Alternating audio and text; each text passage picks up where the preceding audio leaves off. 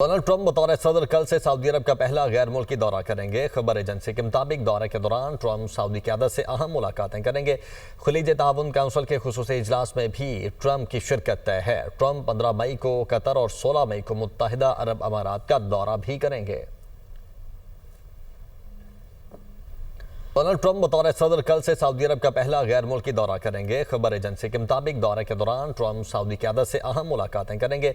खलीज ताउन काउंसिल के खुसूसी इजलास में भी ट्रंप की शिरकत तय है। ट्रंप 15 मई को कतर और 16 मई को मुत्तहिदा अरब अमारात का दौरा भी करेंगे।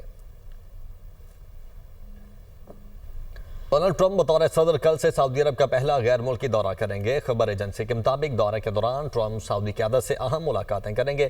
खलीज ताउन काउंसिल के खुसूसी इजलास में भी ट्रंप की शिरकत तय है। ट्रंप 15 मई को कतर और 16 मई को मुत्तहिदा अरब अमारात का दौरा भी करेंगे।